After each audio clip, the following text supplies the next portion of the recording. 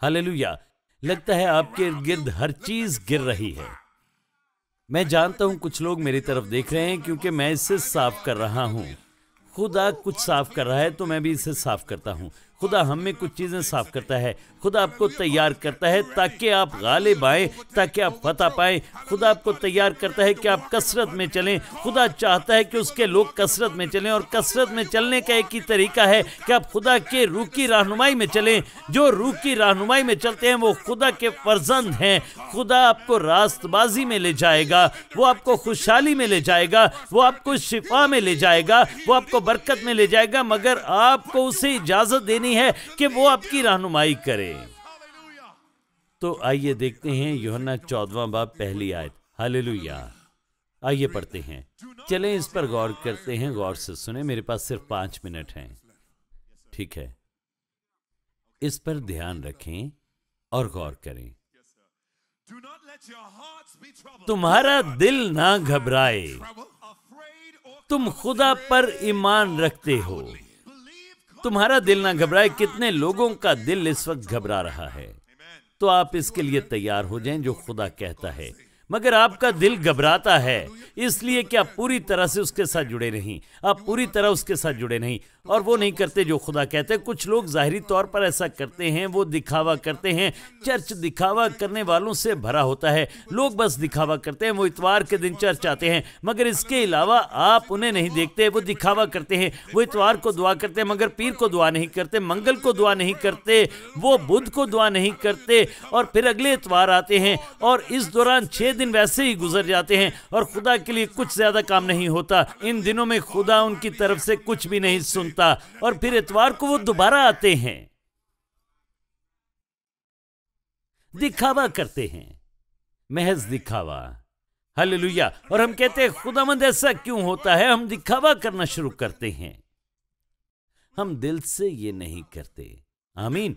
वो कहता है तुम्हारा दिल ना घबराए, ना खौफजदा हो, और ना किसी चीज से डरे। और फिर वो आगे कहता है तुम खुदा पर ईमान रखते हो, मुझ पर भी ईमान रखो, उस पर भरोसा रखो, उस पर इन्हिसार करो।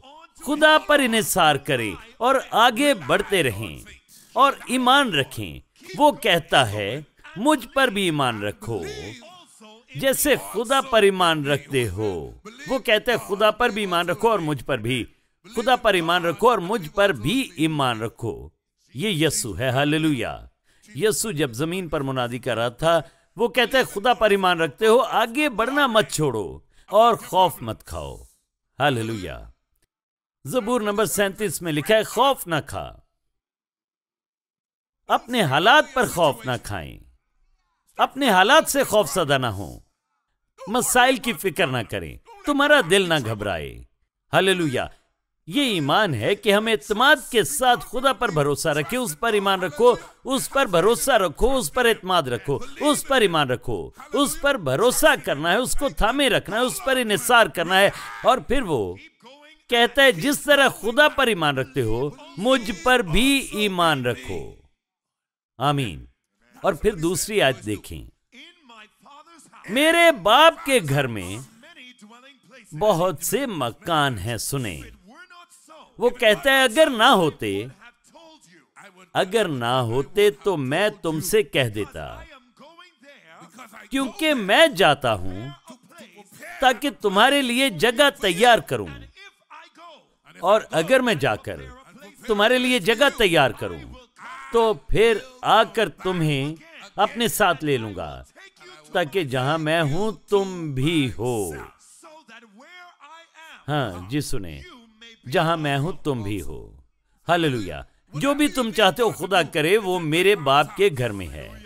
देखें, जब महसूल लेने वाला आता है और महसूल लेने वाला शागिर्दों के दरवाजे पर दस्तक देता है और कहता है मैं महसूल लेने आया हूं, तो शागिर्द ने यीशु से पूछा कि क्या हमें महसूल देना चाहिए? तो उसने कहा जी हाँ, हमें महसूल देना चाहिए। उन्होंने कहा मगर हमारे पास तो टैक्स देने के पैसे नहीं। यीशु ने कहा जाओ और समुंदर में जाकर बंसी डालो, समुंदर में बंसी डालो और मछली पकड़ो, और पहली मछली जो तुम पकड़ोगे उसमें पैसा होगा, और फिर तुम महसूल अदा कर सकोगे। तो तुम महसूल अदा करना।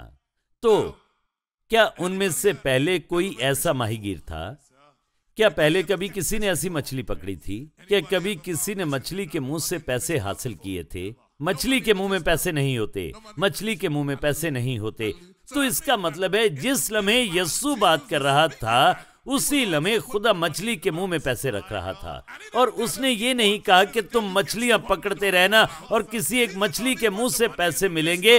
उसने कहा जाओ और मछली का शिकार करो और मछली के मुंह से तुम्हें पैसे मिलेंगे। और जब पतरस ने मछली पकड़ने के लिए कांटा समुंदर में डाला तो पहली मछली जो उसने पकड़ी उसके मुंह में पैसे थे। हत्ता कि खुदा उस वक्त भी मछली के मुंह में पैसे रख सकता था जब उसने मछली पकड़ी। और यही दरअसल खुदा कहता है, अगर तुम मेरे साथ जुड़े रहते हो तो मैं तुम्हारा ख्याल रखूंगा, मैं तुम्हारे बिल्स का ख्याल रखूंगा, मैं हर उस काम का ख्याल रखूंगा जो तुम करना चाहते हो। तुम्हें सिर्फ ये करना है, मुझ पर ईमान रखना है। अगर तुम मुझ पर ईमान रखते हो तो देखो, तुम्हें मुझ पर ईमान रखना है, मुझ पर इन्हिसार करना है और मुझ पर एतमाद रखना है, भरोसा करना है। यह है ईमान रखने का मतलब, खुदा पर इन्हिसार करना। कुछ लोग मुकम्मल तौर पर खुदा पर इन्हिसार नहीं करते। आपको खुदा पर इन्हिसार करने की जरूरत है और यह इंतहाई अहम है। इसके बगैर आप खुदा को कुछ करता नहीं देखेंगे, आप खुदा के मौजज़ात नहीं देखेंगे। और आप कहते हैं कोई मसला है, पता नहीं क्या है। मगर देखें कि नुक्ता यह है, आप अपनी मुलाजमत को खुदा पर तरजीह देते हैं। आपकी मुलाजमत आपका भी जरिया है। खुदा को अपना जरिया बनाएं। हालेलुया। तो आप कहते हैं पास्टर आप ये क्यों कह रहे हैं? क्योंकि आपके लिए ये कहना आसान है कि मैं चर्च नहीं आ सकता, मुझे काम पर जाना है। हालांकि आप ये भी कह सकते हैं मैं नहीं आ सकता क्योंकि मुझे चर्च जाना है। तो मैंने कहा खुदावंद, हम नहीं जानते तू कहां जाता है, फिर राह किस तरह जाने? अब देखें, यीशु ने कहा कि राह और हक और जिंदगी मैं हूं। जिंदगी मैं हूं। कोई मेरे वसीले के बगैर बाप के पास नहीं आता। अब यीशु कहता है मैं वाहिद राह हूं। हाँ, और फिर वो कहता है मैं ही हकीकी हक हूं और मैं ही हकीकी जिंदगी हूं। इसका मतलब है कि अगर आप किसी और सच्चाई पर ईमान रखते हैं तो वो हकीकी सच नहीं। अगर आप किसी और सच्चाई को सुनते हैं तो आप हकीकी सच्चाई नहीं सुन रहे। हालेलुया। अगर आप किसी और राह पर चलते हैं तो आप हकीकी राह पर नहीं चलते। किसी ने आपको गलत रास्ता दिखाया है, आप तबाही की तरफ जा रहे हैं क्योंकि आप गलत रास्ते पर हैं। हालेलुया। तो वो कहता है कि आपको हकीकी रास्ते पर आना है। हालेलुया। और वो कहता है कोई मेरे वसीले के बगैर बाप के पास नहीं आता। हालेलुया। तो आपको राह ढूंढनी है जो कि यीशु है। यीशु वाहिद हल है और मैं कहता रहूंगा कि जिन हालात से आप गुजर रहे हैं उसका वाहिद हल यीशु है। आमीन। वो अब भी उन मसाइल का वाहिद हल है जिनसे आप गुजर रहे हैं। आपको ईमान रखना है कि खुदा आपको इनमें से निकालेगा और आपको बरकत देगा और पूरी कहानी को बदलेगा। आपको उस पर ईमान रखना है। आप कहते हैं मगर इसका क्या होगा, उसका क्या होगा, मेरे खानदान में ये मसाइल हैं। तो मैं बताना चाहता हूं, अगर आप उस पर ईमान रखते हैं जो खुदा कहता है तो खुदा आपके खानदान में से आपको ऊपर उठाएगा और ये सब कुछ खुदा के लिए होगा और आपके खानदान पर से लानत टूट जाएगी। अगर आप ईमान रखते हैं तो क्या आप मानते हैं? देखिए हम आगे बढ़ रहे हैं, तो आइए आगे पढ़ते हैं 7वीं आयत। और मैं आपको ज्यादा देर तक बिठाए नहीं रखना चाहता, मेरे पास अभी 5 मिनट मौजूद हैं। ठीक है, तो देखें, तो वो कहता है अगर तुमने मुझे जाना होता तो मेरे बाप को भी जानते। अब उसे जानते हो और देख लिया है। फिलिप्पस ने उससे कहा ऐ खुदावंद, बाप को हमें दिखा। वो अब भी नहीं समझे थे। हालेलुया। इसलिए वो कहता है अगर तुमने मुझे जाना, अगर तुमने मुझे देखा तो मेरे बाप को देखा। अगर तुमने मुझे जाना तो मेरे बाप को जाना। जो कुछ मेरा बाप करता है मैं वही करता हूँ। हालेलुया। उसने मुझे भेजा है, उसने मुझे भेजा है और ये हकीकत है। हालेलुया। और तुम अभी पूछ रहे हो, तुम मुझे देखते हो, वो मुझ में है और मैं उसमें हूँ। उन्होंने अभी मुकाशफा नहीं पाया था जो यीशु कह रहा था। उसने कहा कि मुझे दिखा, मैं देखना चाहता हूँ। तो उसने क्या कहा? यीशु ने उससे कहा, हे फिलिप्पस, इतनी मुद्दत से तुम्हारे साथ हूं, क्या तू मुझे नहीं जानता? कितनी मुद्दत से मैं आपको ये पैगाम सुना रहा हूँ। जी जी जी हाँ, देखें वो कहता है कितनी मुद्दत से मैं तुम्हारे साथ हूं, लेकिन तुम मुझे नहीं जानते। कितने अरसे से मैं आपको ये पैगाम सुना रहा हूं, लेकिन आप अब भी ईमान नहीं रखते। आप अब भी उसे नहीं समझते। आप अब भी मुश्किल में हैं। आप अब भी गुर्बत में हैं। आप अब भी कसम पुरसी में हैं। आप अब भी लानत में हैं। और मैं ये पैगाम ये बताने के लिए कह रहा हूं कि कमी से कैसे बाहर आना है, गुर्बत से कैसे बाहर आना है, कैसे अपनी जिंदगी में इस लानत को तोड़ना है। कितनी मुद्दत से, कितना वक्त गुजर गया है कि मैं कहता आया हूं, पहले खुदा की बादशाही को ढूंढो और उसकी रास्तबाजी को और उसके काम करने के तरीकों को, और फिर हर वो चीज जो आपकी जरूरत है वो आपको मिल जाएगी। कितने अरसे से मैं कह रहा हूं, इससे पहले कि आप समझें। यीशु कहता है, मैं सारा वक्त तुम्हारे साथ रहा और तुम अभी भी नहीं समझे। आमीन। आखिर मुझे क्या करना पड़ेगा कि तुम इसे समझ सको? मैं क्या करूं कि आप समझें कि खुदा उनको अजर देता है जो उसके चेहरे के तालिब होते हैं। अगर आप ये ईमान रखते हैं कि खुदा उनको अजर देता है जो उसके चेहरे के तालिब होते हैं, तो आप कब उसके चेहरे के तालिब होना शुरू करेंगे? Hallelujah, hallelujah. तो कब आप आगाज करेंगे?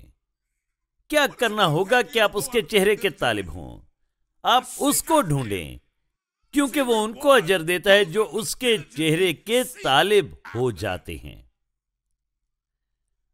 तो अगर आप उसके तालिब होते हैं तो आप इसका अजर पाएंगे, अगर आप खुदा के पीछे चलते हैं।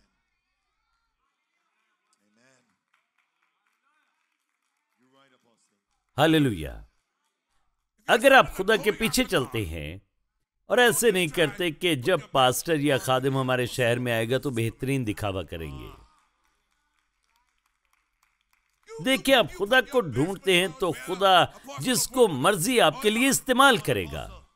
आप सिर्फ दिखावा करने की कोशिश ना करें। जब आप खुदा को ढूंढते हैं तो खुदा किसी को भी इस्तेमाल कर सकता है, ठीक है, मगर आपको जानना है कि खुदा ही वो है जो मुझे आगे बढ़ाता है। खुदा ही वो है जो मुझे बरकत देता है। खुदा ही मुझे अजर देता है। तो मैं खुदा के पीछे चलूंगा। मैं इतवार का इंतजार नहीं करूंगा कि जब पास्टर आएगा तो मैं जाऊंगा। देखिए, आपको चर्च जाना है और इससे पहले कि मैं पैगाम को खत्म करूं, मैं आपको बता देना चाहता हूं। हालेलुया। आपको खुदा के तालिब होना है। आमीन। वो कहते कितनी मुद्दत से, गौर करें। और तुम मुझे नहीं जानते फिलिप्पस, तुम्हें अब मुझे पहचानना होगा कि मैं कौन हूं। जिसने मुझे देखा उसने बाप को देखा। तो क्यों कर कहता है कि बाप को हमें दिखा? क्या तू यकीन नहीं करता कि मैं बाप में हूं, कि मैं बाप में हूं और बाप मुझ में है? जी हाँ, जी हाँ, हाँ हाँ, हाँ हाँ, जी हाँ, मुझ में रहकर अपने काम करता है। हालेलुया। मैं यहाँ आने से पहले फ्लोरिडा में बैठकर ये पैगाम तहरीर नहीं कर रहा था कि मैं वहां जाऊंगा और लोगों को पैगाम सुनाऊंगा। मैंने ये पैगाम खुदा से हासिल किया है ताकि आपको सुनाऊं। मैंने खुदा से ये पैगाम पाया है ताकि आपको दूं। ये पैगाम मैं अपनी तरफ से नहीं लाया, मैंने कहीं बैठकर ये नहीं लिखा, बल्कि मुझे ये पैगाम खुदा ने दिया है। तो मैं अपनी तरफ से ये बातें नहीं कह रहा। अक्सर लोगों के साथ देखिए, मसला ये होता है कि एक सियाफाम शख्स को दूसरे से अफाम पर एतबार करने में मसला होता है। ये बहुत बड़ा मसला है। लोगों को उस पर यकीन करने में मुश्किल होती है जो वहां पैदा हुआ हो, जहां पर वो पैदा हुए। वो उससे मानूस होते हैं। वो आपको खुदा के फर्जंद के तौर पर देख नहीं पाते या खादिम के तौर पर। और इसलिए यस्सु जो कि इंसानी बदन में उनके पास आया था, वो उस पर यकीन नहीं कर पाए कि उससे जमीन पर इख्तियार हासिल है। जब उन्होंने देखा ये मरियम का बेटा है, मरियम का बच्चा है, तो वो उसे खुदा के बेटे के तौर पर नहीं देख पाए और उससे कुफ्र बकने वाला कहा। उन्होंने कहा, हम कैसे माने कि तू खुदा का बेटा है। आमीन। तो उन्हें यकीन करने में मसला था, मगर उसने कहा, जो कुछ मैं कहता हूं अपनी तरफ से नहीं कहता, बल्कि बाप जो मुझ में मुसलसल रहता है उसकी तरफ से कहता हूं। हालेलुया। तो वही है जो ये करता है। तो मैं चाहता हूं कि आगे बढ़ें और इसे पढ़ें। मैं बाप में हूं, बाप मुझ में है और वो अपना काम करता है। वो मुझ में रहता है, वो मुझ में हमेशा रहता है। वो मुझ में रहता है, वो मुझ में है। मेरा यकीन करो। मैं खुश होता हूं जब आप इसे सुन रहे होते हैं। क्या आप सुन रहे हैं? और यहां वो कहता है वो मुझ में कायम रहता है। तो मैं आपको इसके बारे में बताना चाहता हूं और मैं आपके साथ कुछ और वक्त गुजारूंगा। तो वो कहता है कि वो मुझ में हमेशा रहता है।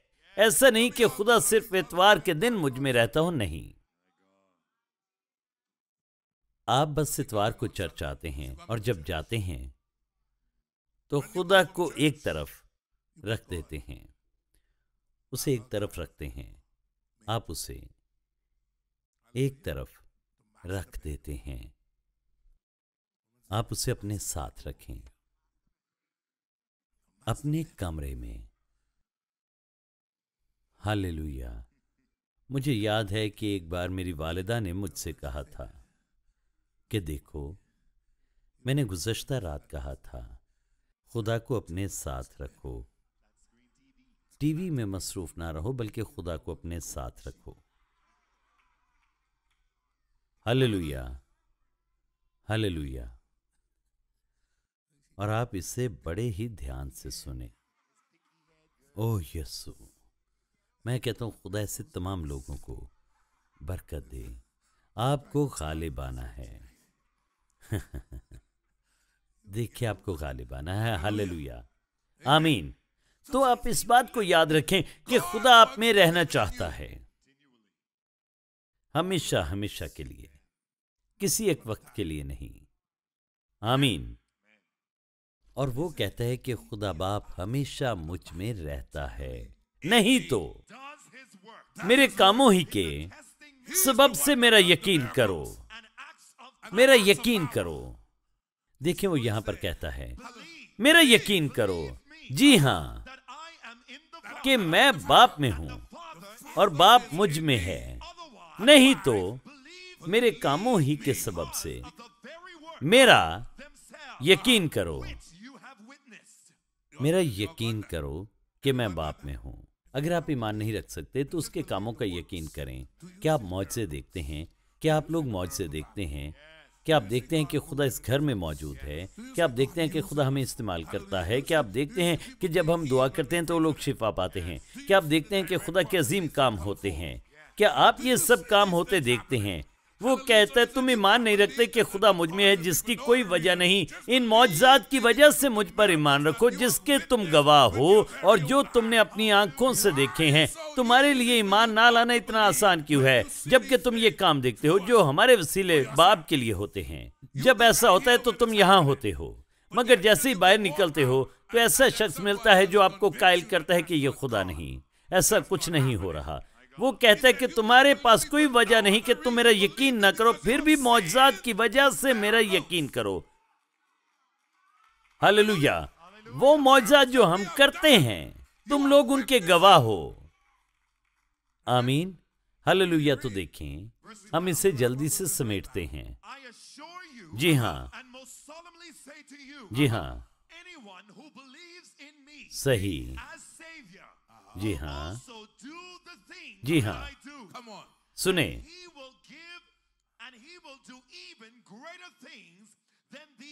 जी हाँ, जी हाँ, इससे फिर से पढ़ें, इससे फिर पढ़ें। जी हाँ, जी हाँ, जो मुझ पर, जो मुझ पर, जो मुझ पर, जो मुझ पर, जो मुझ पर, जो मुझ पर, जो मुझ पर। यह सिर्फ रसूलों के लिए नहीं था, यह सिर्फ नबियों या पास्टर्स के लिए नहीं, लिखा है जो मुझ पर ईमान रखता है। आमीन। फैसला आपको करना है कि क्या आप वो शख्स हैं जो ईमान रखते हैं। क्या आप जानते हैं आप कौन हैं? लिखा है जो मुझ पर, जो मुझ पर ईमान रखता है। तो उसके साथ क्या होगा? उसके साथ आखिर क्या होगा? लिखा है जो काम मैं करता हूं वो भी करेगा, बल्कि उनसे भी बड़े काम करेगा, क्योंकि मैं बाप के पास जाता हूं। मैं बाप के पास जाता हूं। हालेलुया। वो ये कहता है कि वो उनसे भी बड़े काम करेगा, क्योंकि मैं, हालेलुया, बाप के पास जाता हूं, क्योंकि मैं बाप के पास जाता हूं। और फिर आइए अब देखते हैं इसकी 13वीं आयत। और जो कुछ तुम मेरे नाम से चाहोगे मैं वही करूंगा, क्योंकि तुम मेरे नुमाइंदे हो। इसलिए मैं ये करूंगा ताकि बाप बेटे में जलाल पाए और बेटे में इज्जत पाए। और जो कुछ तुम मेरे नाम से मांगोगे, यहां बुनियादी बात आप देखते हैं कि क्या है? आप खुदा के नुमाइंदे हैं। आप कैसे नुमाइंदे हैं? क्या उन नुमाइंदों की तरह से हैं जो, हालेलुया, हम कहते हैं कि हमारे मुल्क के नुमाइंदे हैं? क्या आप उनकी तरह के नुमाइंदे हैं जो सिर्फ वोट लेने के वक्त नजर आते हैं और जब आपने वोट दे दिया तो वो भूल जाते हैं, हत्ता कि वो मुल्क के बारे में भी नहीं सोचते? उनके अपने अज़ाइम होते हैं, उनके अपने कारोबार होते हैं जिनका वो ख्याल करते हैं। क्या वो आपका ख्याल करते हैं या आपसे कुछ ताल्लुक़ रखते हैं? तो क्या आप इस तरह के खुदा के नुमाइंदे हैं? तो वो कहता है कि तुम मेरे नुमाइंदे हो, तो तुम जो कुछ भी मेरे नाम से मांगोगे मैं वो करूंगा, ताकि बाप बेटे में जलाल पाए और खुशी मनाई जाए उसकी वजह से। और वो यहां पर कहता है कि जो कुछ तुम मेरे नाम से मांगोगे, जो कुछ भी आप गौर करें, जो कुछ भी कहते रहें जब तक समझ ना जाए, इससे कहते रहें। एलिशबा के पेट में बच्चा उछल पड़ा। देखें, जब आप यस्सु के साथ ताल्लुक जोड़ते हैं तो मैं चाहता हूं आपके बातन में कुछ उछले। जब मरियम एलिशबा के घर गई तो बाइबल में लिखा है कि बच्चा पेट में खुशी से उछल पड़ा। यानी जब यस्सु सामने आया तो यूहन्ना ने पाक रूह को पाया, तो यूहन्ना ने उछलना और खुशी करनी शुरू कर दी, क्योंकि वो रूहुल कुद्स से भर गया। जब भी रूहुल कुद्स आपकी जिंदगी में आता है तो आपकी रूह आपके पेट के अंदर उछल पड़ती है, क्योंकि आप पाक रूह से भर जाते हैं। तो आखिरी बार कब आपने अपने अंदर ऐसा महसूस किया? आपने आखिरी बार कब महसूस किया कि आपके अंदर हलचल हुई है? हालेलुया। क्या आप खुदा के साथ जुड़े हुए हैं? क्या आप रूहुल कुद्स के साथ जुड़े हुए हैं? और वो कहता है क्योंकि आप जो कुछ भी मांगते हैं उसके नाम से, तो अगर आप उसके साथ जुड़े हैं तो आप जो कुछ भी मांगते हैं आप वो पा लेते हैं, क्योंकि आप रूहुल कुद्स से भरे होते हैं। बाइबल कहती है रूहुल कुद्स आपको मौका देता है ताकि आपको अमल में लाए। इसलिए आपको रूहुल कुद्स चाहिए। अपने ज़हन की रहनुमाई और क़यादत में चलना बंद करें, नफसानी आदमी ना बने और खुदा के रूह को अपने अंदर आने दे ताकि वो आपकी रहनुमाई करे।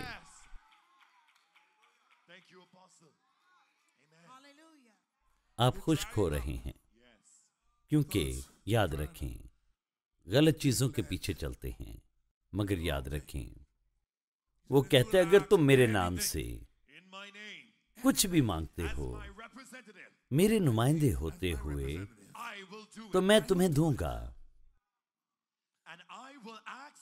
और मैं बाप से दरखास्त करूंगा तो वो तुम्हें दूसरा मददगार बख्शेगा, दूसरा मददगार भेजेगा, तसल्ली देने वाला। ये लफ्ज कहां से निकला है? वकालत करने वाला, शिफात करने वाला, सलाहकार, कुव्वत देने वाला, साथ खड़ा होने वाला, कि तुम्हारे साथ रहे हमेशा के लिए। इसे एक बार फिर पढ़ते हैं। अब इसे देखें। और वो तुम्हें दूसरा मददगार बख्शेगा। ये मददगार आपको तसल्ली देगा, आपकी वकालत करेगा, यानी एक वकील की तरह आपका मुकदमा लड़ेगा। आपकी वकालत करने वाला, आपका शिफात करने वाला, आपका सलाहकार, जो आपको ताकत देता है, वो जो आपके साथ खड़ा रहता है, हमेशा वो आपके साथ रहेगा, हमेशा के लिए। और देखें, ये रूहे हक है, हालेलुया, जिसे दुनिया हासिल नहीं कर सकती और ना उसे ले सकती है, क्योंकि ना उसे ना देखती और ना जानती है। लिखा है तुम उससे जानते हो, क्योंकि वो तुम्हारे साथ रहता है और तुम्हारे अंदर होगा। वो लगातार रहता है और हमेशा रहेगा, हमेशा के लिए। हालेलुया। क्या आप पाक शराकत में हिस्सा लेने के लिए तैयार हैं?